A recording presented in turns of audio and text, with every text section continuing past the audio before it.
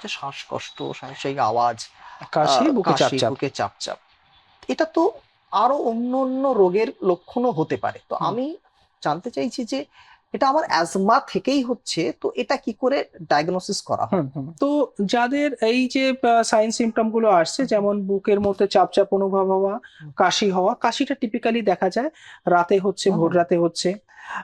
সাইটাও সেই রকম সময় হয়, হুম, টিপিক্যালি যখন ঠান্ডা হাওয়া বুকে আসছে কিংবা রাতের দিকে।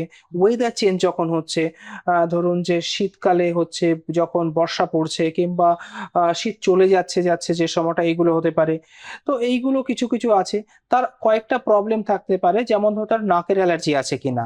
যার নাক দিয়ে ঘন ঘন হাঁচি হয়, নাক দিয়ে সর্দি বেরোয়, নাক চুলকায়, চোখ লাল হয়ে যায়, চোখ চুলকায়, মানে যেখানে allergic rhinitis and allergic conjunctivitis থাকতে পারে তাদের, এদের অনেকটা বেশি হচ্ছে। তো আমি যখনই কাউকে বলবো যে তার অ্যাজমা আছে কিনা, প্রথমে আমাকে কিন্তু দেখতে হবে তার এইসব অ্যাসোসিয়েটেড ব্যাপারগুলো রয়েছে কিনা। আচ্ছা, এরপরে আমাকে দেখতে হবে, যখন তার ধরুন এই যে কাশি, শ্বাসকষ্ট এগুলো হচ্ছে, আর কি কি থাকছে। খুব ইম্পর্টেন্ট একটি হলো যেন তার জ্বর আছে কিনা। আচ্ছা, যখন আমরা দেখবো যে তার এই যে কাশি কিংবা শ্বাসকষ্ট এগুলো হচ্ছে, সঙ্গে তার জ্বর আসছে, আচ্ছা, কিংবা সে কাশছে, কাশতে কাশতে হলদে হলদে সর্দি বেরোচ্ছে, আচ্ছা। এগুলো সাধারণত দেখা যায় কিন্তু কোনো ইনফেকশনের জন্য।